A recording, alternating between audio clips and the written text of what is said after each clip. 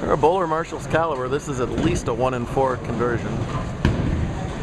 If he can make it, that'll really give him a nice energy boost as well. Hard and straight right at it. A little too far left, and 7-1. Second open in 3 frames for Kent, while Cruz is. Yep, that's what it feels like, folks. Tyler is got to be at least as surprised as us that he's in this semifinal match, because Cameron Weir had Tyler dead to rights in the semifinals. We'll talk more about that once we get back to them. But here's Ms. Stickler.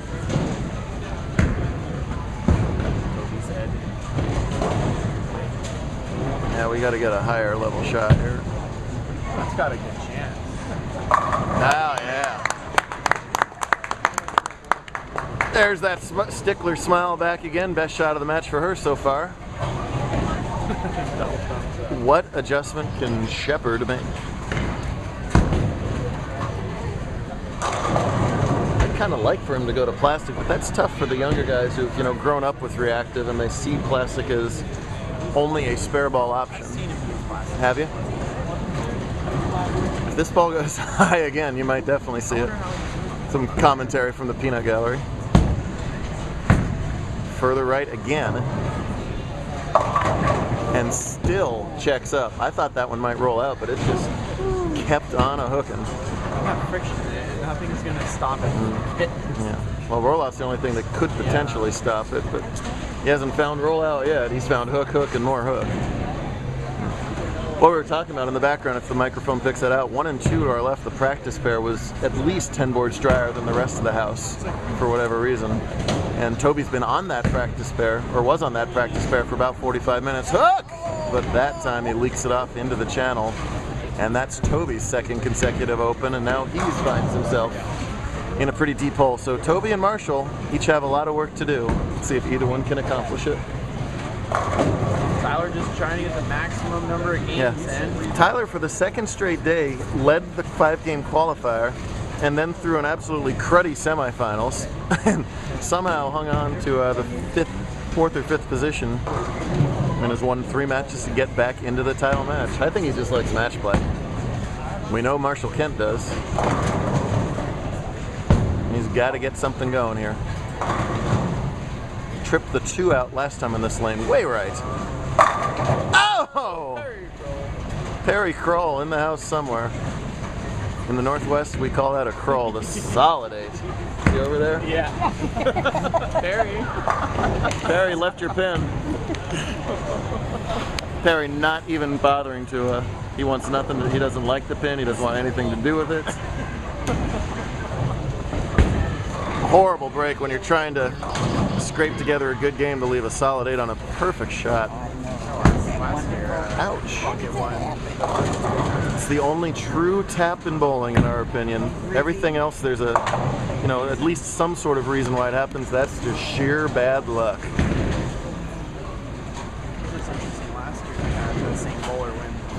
Yeah, last year Jordan Plunkett went back-to-back to open up the season at Imperial and Acme. Tyler trying to do the same thing. So this is his 12th game of the day. He bowled 12 yesterday in the same format. So he's already got 24 JBT games under his belt. Yeah, roughly 80 at Tristan's tournament that goes on forever. It's a tough match play bowler. He won our Desert Open tournament, which is probably our most match play oriented tournament last season. Looking to catch the early double. It's got to recover. It does, and shreds that rack out. Desert Open champions against each other. That's right. The 09 Desert Open champ versus the 10 Desert Open champ. The 010. I don't know. I had enough trouble naming last decade. At least this is the teens. The zeros. They called they used to call the 1900s like the aughts. Did you know that? The 1900s? They would say like 08. Why not just the 1900s? My grandpa taught me that. I don't know. He didn't teach me that. That one's going to cross way over, and another big break for Nicole. As that ball was the extreme Brooklyn and gets them all to just kind of keel over to the right. She continues to just grin away. A big grin. You can have a grin like that when you catch a nice double and your opponent's struggling. Now Toby also has to get something together here. What do you think, Evan? I really think he's either got to move out and take his hand off, top of it or plastic. Take something out of it. He just did something there. Well, Get the fun. I don't know if that was on purpose, but definitely was a weaker release. I don't know if he did that on purpose. If he did, that's a heck of an adjustment. Not many kids go with wrist position as an adjustment before ball change these days. That would actually be pretty impressive if that's what he really did. We'll see in the next shot. Yeah. I think he took something off of it. Yeah. Let's give him the benefit of the doubt on this one. Absolutely. Relatively simple 5-pin form. He's all over it, I think. Yep. He did take something. Yeah. Nice move, Toby. Good job. Tyler, a 3-time champion from nearby Tacoma. Down the street a little bit. While Marshall looking for win number 9 already. That would start to move him up our all-time list. Yes. Out of 15 seasons, this is the start of our 15th season of JBT competition. We've had very few people get to double-digit titles. It is hard to just make a cut in our scratch division, let alone make a top 5, let alone actually win a tournament. So you've accomplished something when we've done that. We've only had 18 bowlers win 10 or more titles over the years. And wow. Screams a messenger over there, but doesn't get the 10-pin out. Kyle King, our all-time title winner with 45 and counting. Past Stephen Black with 42. Chris George still active at 24. Andrew Kane, the original Godfather, led forever with 22. Big names up there. Kent for anything.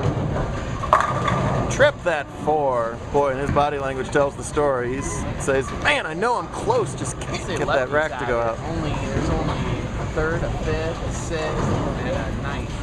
It's always been a good argument with us because, yeah, we've had a lot of lefties win a lot of titles, but boy, I would put Andrew Kane's talent lefty or righty against anybody. Same with JD, same with Shannon back in the day. I think they're just good bowlers, not just good lefties.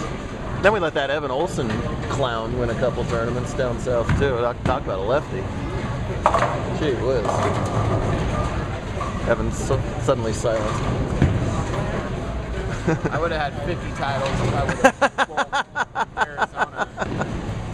You did dominate. You came down with whack, whack. 66%, 3. That's right. Nice spare from Marshall, but he's trailing the match by 35 through 5 frames.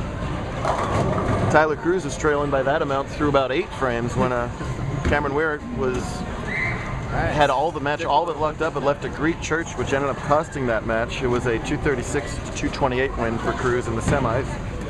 He got by Jeremy Witt in round 2. Hard luck, Jeremy Witt, 194 to 165, and then Perry Kroll was the first round victim of Cruz, 253 to 197. Another Brooklyn.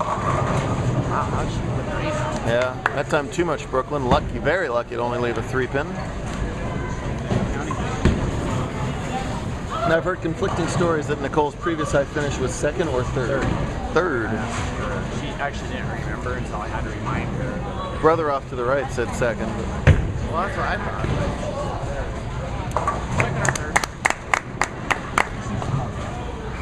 But... See if the media. Let's see if the media department can get to the.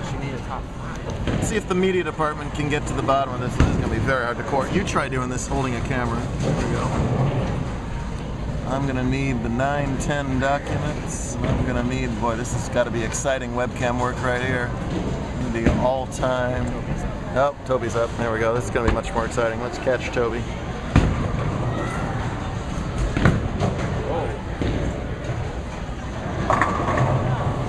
That'll work. A little bit more ball speed. We need the event-by-event chart. Current always. There it is. There's the top 5 from every tournament since 1996. How about that? There's a chart for you. So let's find a Stickler. I think stick will do. Am I on camera at all here? Okay, there we go.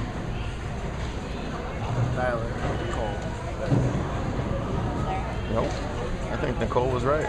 She's right. The 3rd round. 2/3. Yep, that 3rd was Crossley. Marshall. Ken with the strike. Looks like it. 2/3. You lost to either Kara Lieber or Jordan Luke at Crossley in the semifinals.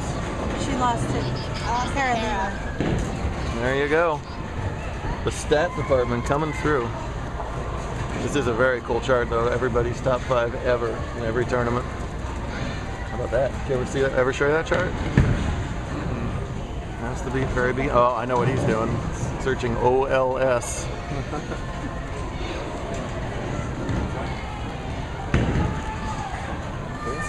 Big shot here for Tyler to keep the pressure on. Is that guy's name Evan? I think so.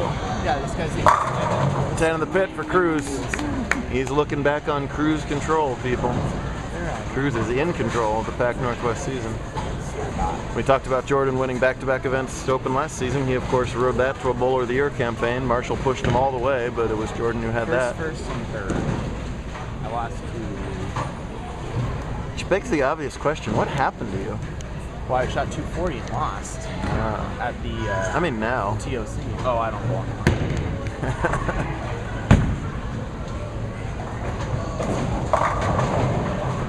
High again, 610.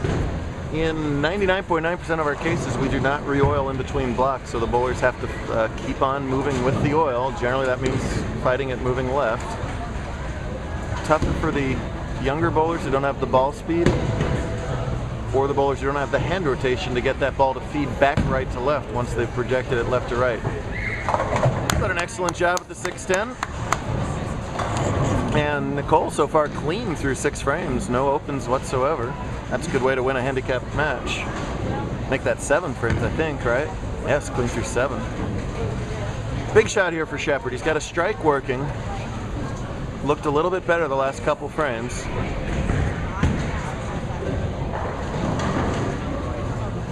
Crawl back in. This is a good time to do it.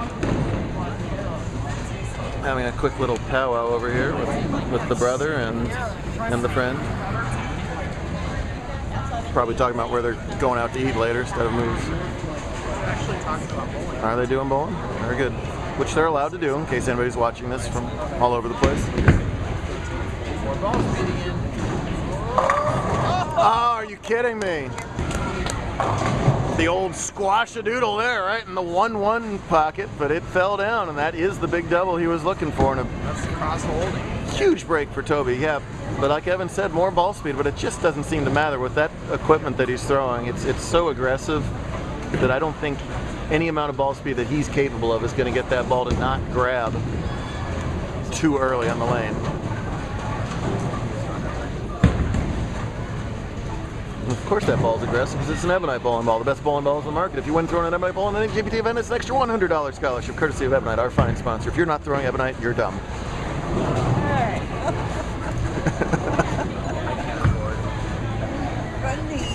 There you go, big double for Marshall there in the 7th frame. He kind of stared that one down like, if that one doesn't strike, I don't know what we're going to do here. That one was pure off his hand. The pins finally cooperate with him. Boy, it could be a totally different game for Kent right now. Think back on that 4-7-9 split and that solid 8. So, forfeit in the 5th. So take away an open, and yeah, it could be a totally different match. Cruz, for his part, is clean through 6 with only 2 9 counts, so he's bowling a high-quality game himself. Bowlers at this level, you give them a second chance like we gave Tyler in the semifinals, and they're generally going to take advantage of it. They're just flat-out good. I bristle at the whole thing. Well, it's just a junior tournament. These guys are good no matter what adjective you want to put in front of bowler. And another big shot for him here. That's way left, though. Wow. Yeah. And there's Tyler's body language telling the story. Like, what? That looked good. 5 fingers right. That ball was an arrow left off his hand and got the Brooklyn to carry for him. Up, whoop. Marshall completely unhappy about that. We got ourselves an issue over here. No, oh, Marshall's not like that. Yep, Robert Morris College, you watching that? This is the guy you gave a full ride to, and